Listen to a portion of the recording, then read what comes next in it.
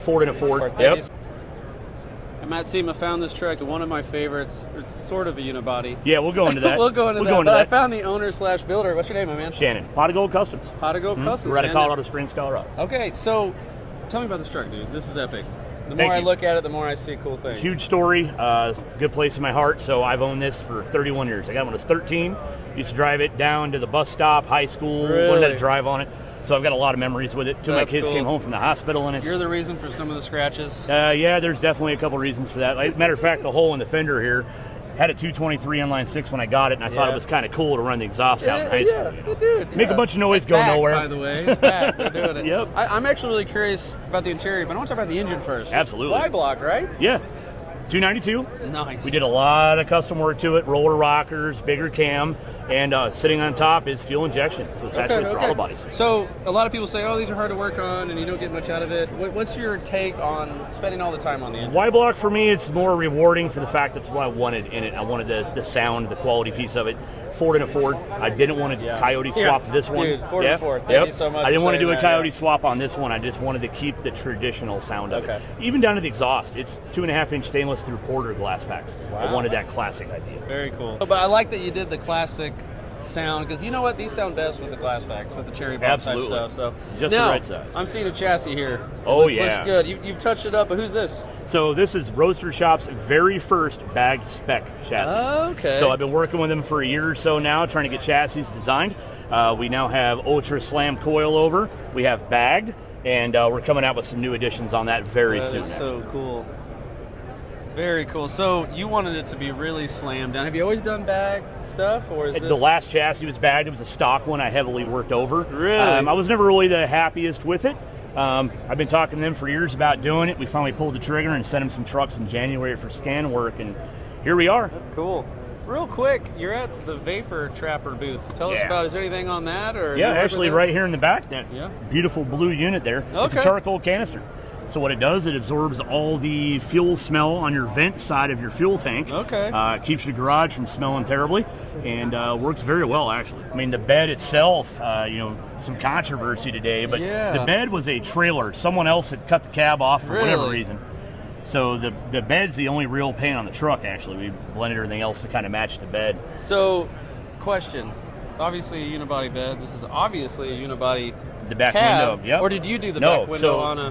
nothing unibody here on this truck at all.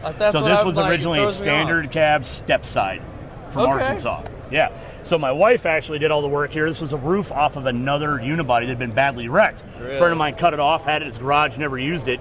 Sold it to me for $100. Good score. Nice. So not only did she have to do from here to here, because the roof is also different on the unibody, but she also had to slice this direction here to bring that in to fit it up against the standard cab. Shout out to the wife. Oh, dude, she's pretty much badass. You look like you know what you're doing. So good job, good job. Great job on that. So did you have to do this part of it whenever you bought it, or when it was a trailer? It was crudely cut, so we cleaned it up a little bit. Okay. It's pretty much all we ended up doing with it. Kind of left it rough. You know, some of the comments are, oh, you ruined the unibody, you cut the bed off, and I think it's kind of funny because we did so good with the paint. It's the other way. It's the other way around. I saved some junkyard stuff is what I actually did. Yeah, that is so cool. I want to give you a fist bump. This is good work you did. That's awesome. So I really like the interior. I walked up here and I said, okay, early 60s Falcon console. And then I said Thunderbird. Which is close. Which is close, T-Bird right? Galaxy did the same seat. Yeah, please, here. And because I like the back, you know what I mean?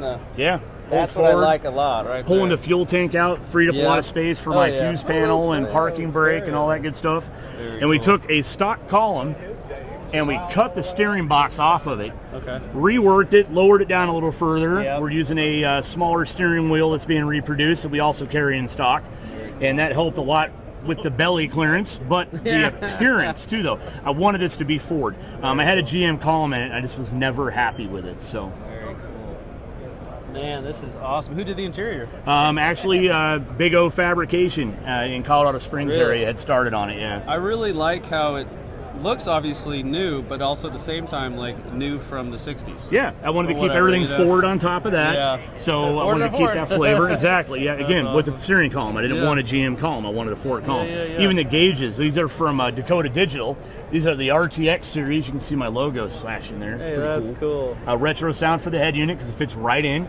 There's like almost no modifications at all. That's cool. Yeah, It's running 1,000-watt stereo in here, so it does a pretty good job. Very cool.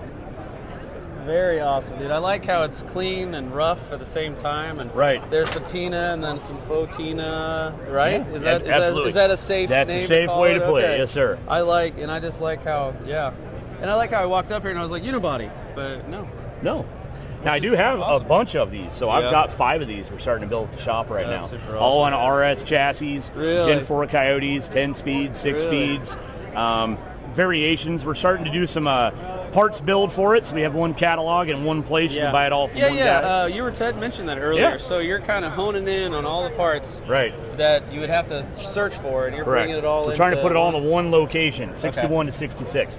Steering, suspension, chassis, engine stuff, like as much parts as I could put in one catalog is the plan over the next couple of years. Let me know about that, because I have 2 slick sides, and and I got a bump and stuff like that. I want to know about that for sure. Yeah, for sure. We'll follow Very that. cool, very cool. So, where can they find you guys at? Pot of Gold Customs, Colorado Springs. Pot O Gold, not Pot of Pot O Gold Customs .com actually. There you got go. the website up and running. How long until the catalog, you think? We're gonna.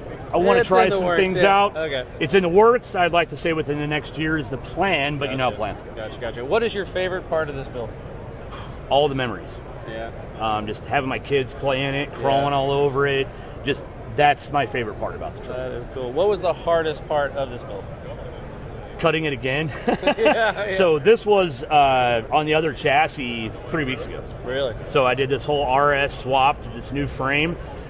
We just got it powder coated and pinstriped 3 weeks ago. So this wasn't even bolted down yet. So that is so awesome. All right, guys, if you have any questions about this truck or about the future catalog or where to find parts for these slicks and the stuff that you probably made yourself. And where are you at again? Colorado Springs. Colorado Springs. All right, very cool. Well, thank you so much, man. I appreciate your time. Absolutely. Guys, check them out. Peace. Thanks.